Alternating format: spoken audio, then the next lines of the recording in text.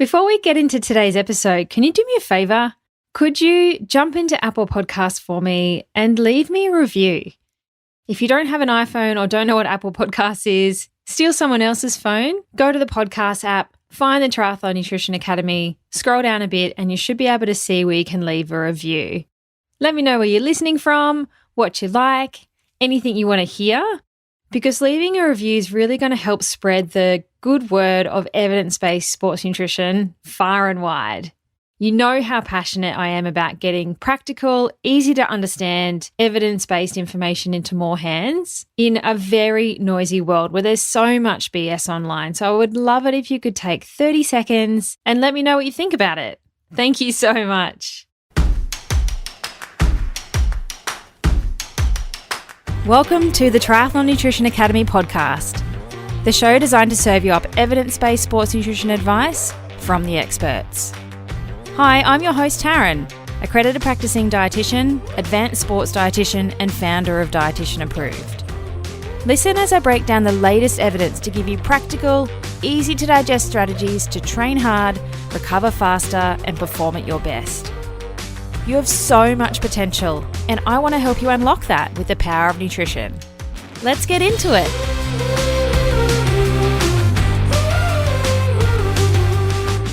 In today's episode, I'm going to give you my top tips for getting organised as a time-poor athlete.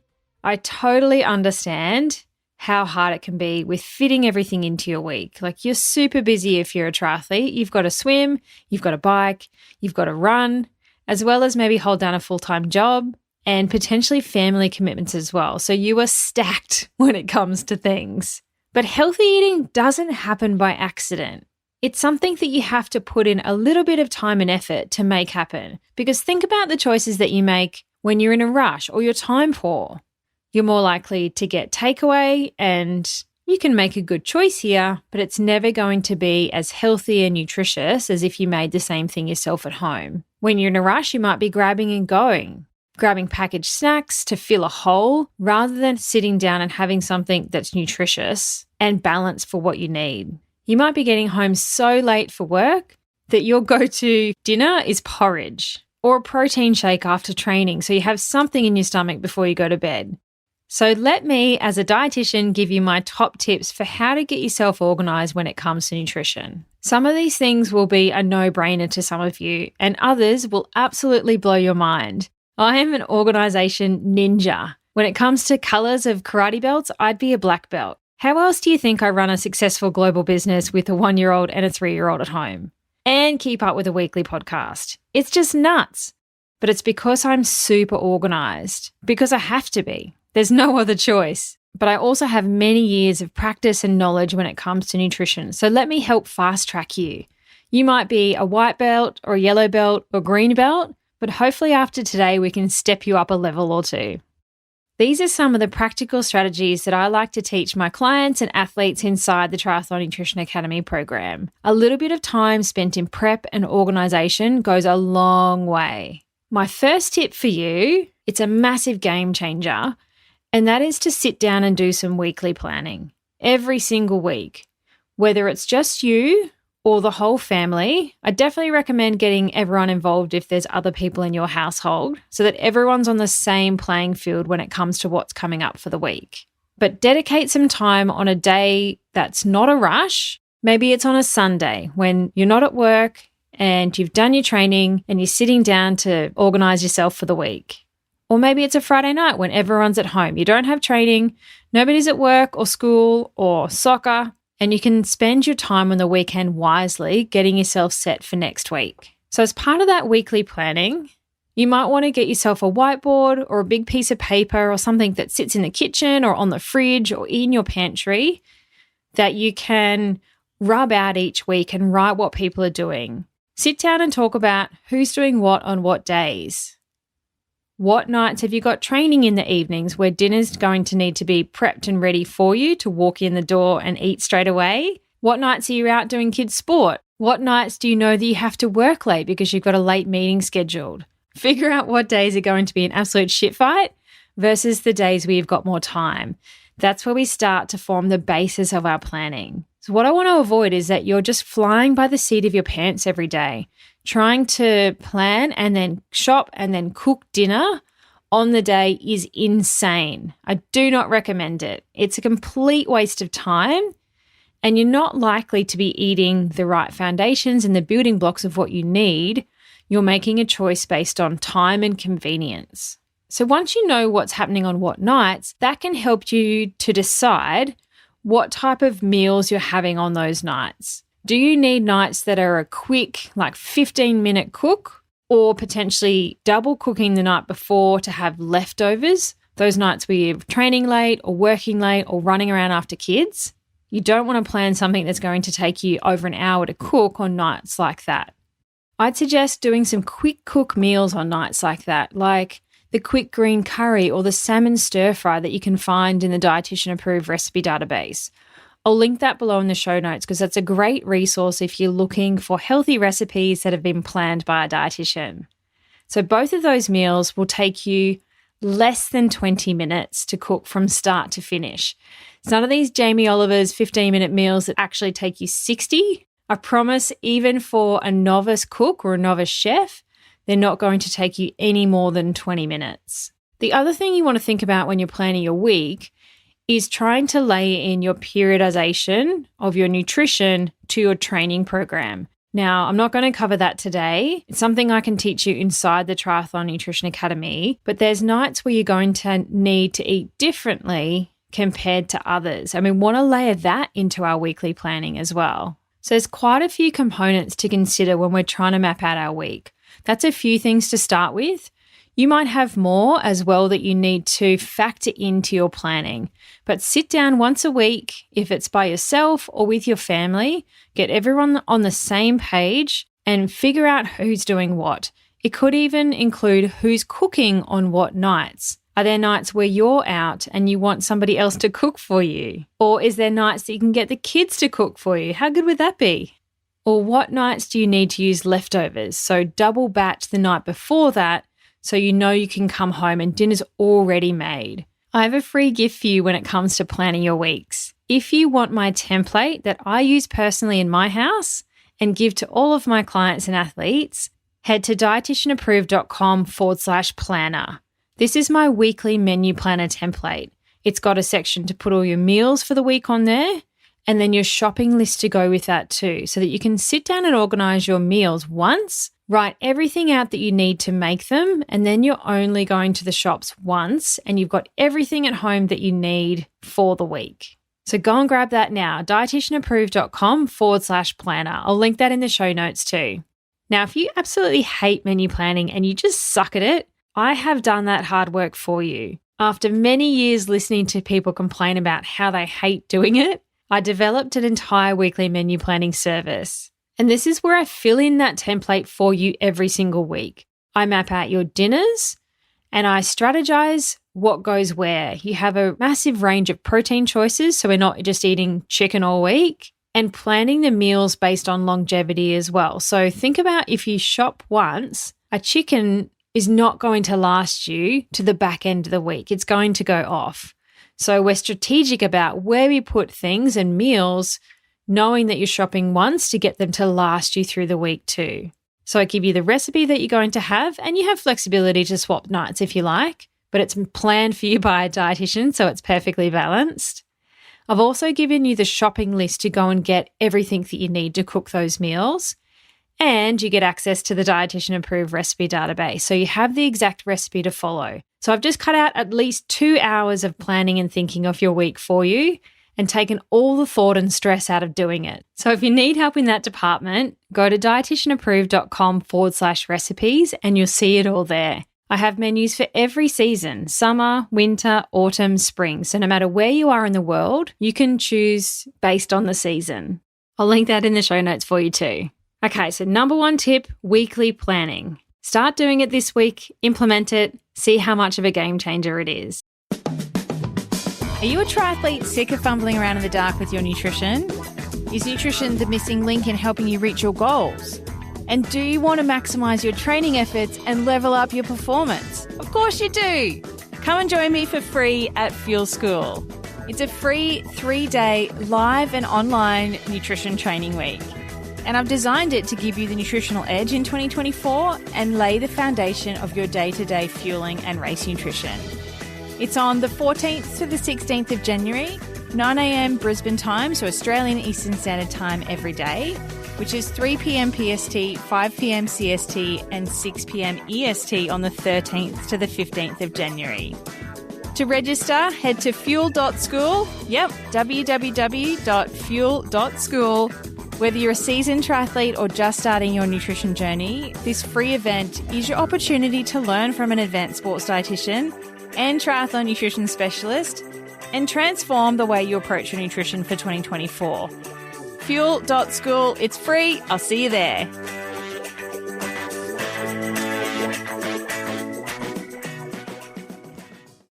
My second tip for you is to shop once a week. I alluded to it before, but it's such a time saver if you're organised to go to the shops once a week and get everything that you need. Write your list, make sure you're getting everything that you need, and that'll stop you going back and forth to the shops constantly because you forgot one or two things. It also means you're less likely to overspend because if you're running back and forth to the shops all the time, you're more likely to grab stuff that you just don't need because it's on special or you've got a craving or whatever it is. You will overspend every time you go to the shop. So let's just limit that and keep shopping to once a week. There are some strategies that I can teach you to be able to do that, to get longevity out of the types of foods that you choose and the meals that you make. I don't have time to shop more than once a week. Everything in our week is finely planned and organised because if it's not, the whole thing falls apart and you might feel the same. So if you can, do your plan once a week, try and shop once a week too. It'll save you so much time and money. My third tip that you might want to implement is doing some online grocery shopping. Now, personally, I'm not a huge fan of this because I love going to the shops. I know, I'm a total weirdo, but I love to see all the new products out there and like to spend time reading labels like a total dietitian weirdo. But if you hate going to the shops, switch to online shopping. So many people did this through COVID and have stopped. But if it worked for you, then do it again. One of the great things about online grocery shopping is that you can actually save your cart. So if there's things that you know you need every single week, like milk or bread or yogurt or whatever it is, save it as your weekly basics. And then all you have to do is add to that the few additional things that you need on top of that each week. If you use the weekly menu planner service, I know some of you do already, you can save these shopping carts as set weeks so that all you need to do is add your other items for your other meals, like your lunches, your snacks, and that whole week of the weekly menu planner is pre-done for you, so you don't have to even worry about it. That could be particularly good if you're away and you're coming back late on a Sunday night knowing that you've got nothing in the fridge for the week ahead, to online shop while you're away, have it delivered as soon as you get home, and use one of those weekly menu plans to get you through that week. The other thing you could try is automating a fruit and vegetable delivery box from the local farmers each week. That can be a really good way to eat seasonally and eat locally and support the local farmers, and can be really good if you're more of an adaptable, innovative cook in the kitchen. It's not so good if you need to follow a set recipe and you can't throw random ingredients together to make something because you're relying on what's been delivered, and that's going to change every week. Some places will tell you what you're getting. Others really rely on what's happening in the week and the season and what's available and giving you what's fresh. If you don't want to use that for your entire week's fruit and vegetables, you could use it as like a midweek top-up if you're feeding a big hungry family and you've run out of fresh stuff by midweek. My fourth tip is to try and batch cook and freeze if you can. Now, you don't need to go out and buy a whole separate chest freezer, although you can if you want to. But keep some ready-made healthy meals and snacks in your freezer for when you're really time poor. All you have to do is make a double batch next time you cook something that's freezable. You might want to eat half at the time and freeze the rest to look after future you. There are lots of recipes in the database that are really good batch cook, bulk cook and freeze options like tagines, lasagna, curries. Things that actually taste good and develop flavour over time are great to chuck in the freezer. Now, I'm not a huge fan of the weekly meal prep, where you eat the same thing for 5 days of the work week. And I'll tell you why. I'm all for meal prepping and organizing, but if you're eating the same thing for those 5 days of the week and your training is not the same, then you haven't periodized your nutrition to the type of exercise that you're doing. So this can work for you if you train the same way every day, or there are some strategies around meal prepping, but then being able to scale up and down your meals depending on what's going on with training. But that's something I'll teach you inside the academy, is how to actually do that. But if you're somebody that meal preps for 5 days to get you through the week, that is awesome. You're one step further to being an organization ninja, but I need you to understand that you can't eat the same thing for 5 days if your training load is not the same. So think about, with the things that you're making, is there a way to periodize them or not? You could still meal prep, but maybe eat some different things on different types of training days. So you're still getting organized on a Sunday for your Monday through to Friday, but rather than it being exactly the same, you need to periodize it to training. Tip 5 is to lean on your slow cooker if you have one. And hey, if you don't have one, maybe it's worth investing one. They're not that expensive. There are lots of recipes in the database for the slow cooker. So things like lamb shanks, pumpkin soup, pulled pork. And these are the types of things that you want to chuck on in the morning and come home and dinner's made. So are there particular days in your week that you would benefit from something like that? You might need a little bit of time in the morning to get it on, or outsource it to someone else in your house. But knowing that when you get home at night, dinner is already done. Really good in winter as we head into the cooler weather, but also utilize it through the hotter months to set yourself up and look after future you by getting dinner sorted in the morning. Number 6 is to try and prep some snacks for yourself as well. If you prefer to make your own snacks, then I definitely suggest doing that ahead of time. There's lots of things you can freeze, like our savory muffins or protein balls or whatever it is. Or if you're into other prepackaged snacks, buy those in bulk and have them ready to go in your cupboard or pantry, or in your office desk drawer, or in your handbag. Keep healthy food around because you're more likely to grab it and make a better food choice than if you're having to rely on the cookie jar or little packets of kids' chips because that's all you've got in the cupboard. I'm a big fan of do the work once and reap the rewards later. So do yourself up a batch of 12 savory muffins and freeze them, knowing that that will get you through the next week or maybe 2 weeks. I only cook in big these days, so every time I make something, I generally double the batch. And you can implement that strategy too, because so many things are freezable as long as you've got space to store it. All right, I hope that's given you a range of ideas to help you get started. Now, depending on where you are in your organization and food prep journey, some of that might have been absolute gold to you, and for others, it might have been a no-brainer. But even if you've taken 1 or 2 tiny little tips out of that, we want to set yourself up for success to look after future you. We are all incredibly time poor. It's not just me, it's not just you. The world is a very busy place, but if you're serious about eating for health and performance, then you need to spend some time organizing your life, because healthy eating doesn't happen by accident. If you have to get up 20 minutes earlier to get a slow cooked bolognese in the slow cooker before you head out the door in the morning, do it, because it means you can come home to a delicious home cooked, well-balanced meal that you know is good for you, instead of running around like a headless chicken at the end of the day going, crap, what's for dinner? I've been doing this for a long time now, so I have lots of resources to help you if you need it. I'll link in the show notes to link to the recipe database and my free recipes if you want to go and grab those too. I'll also link in there my weekly menu planner service, which is for you if you really want a dietitian to plan your dinner meals for the week for you and take all that stress away from doing it.